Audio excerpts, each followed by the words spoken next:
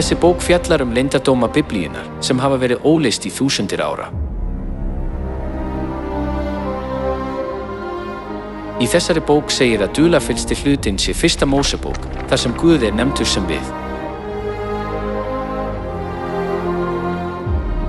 Dularfulla orðið í fyrsta Mósebók, okkur.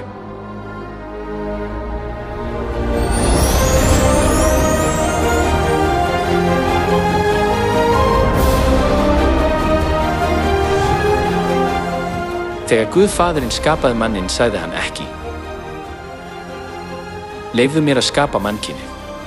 Heldur sagði hann: Við viljum gera manninn. Þá sagði Guð: Við viljum gera manninn eftir vorri mynd, líkan oss. Guð einn, faðirinn. Hvers vegna Guð þá lýst sem við í Biblíunni? Leyndarmál skaparans byrjar í fyrsta Mósebók kafla 1, vers 1. Í upphafi skapaði Guð himinn og jörð. Í Tórunni, frumteksta Biblíunnar, það skrifað sem Elohim sem þýðir Guð. Það þýðir að skaparinn ekki aðeins Guð faðirinn. Elohim þýðir Guðir í fleirtöluformi eða Eloa sem gefur til kynna Guð í eintölu. Í Biblíunni Guð skráður sem Guðir meira en 2500 sinnum. Þetta sýnir að það hlýtur að vera til annar Guð, ekki bara Guð faðirinn. Karl og kona voru sköpuð í mynd Guðs.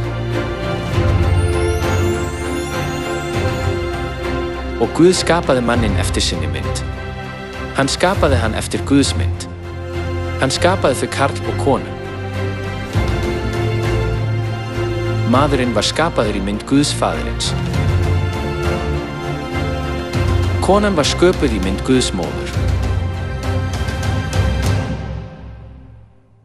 Elohim skaparinn Guð faðirinn og Guð móðirinn.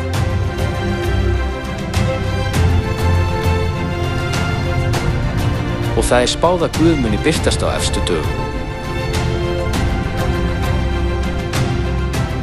Á tímum sonarins birtist Guð sem Jesús. Í hvaða mynd mun Guð birtast til að frelsa mannkynið á tímum heilags anda? Á þessum tíma mun Elohim, Guð faðirinn og Guð móðirinn, koma í holdinu til að frelsa mannkynið. Og andinn og brúðurinn segja: Kom þú og sá sem heyri segi, kom þú og sá sem þyrstur hann komi.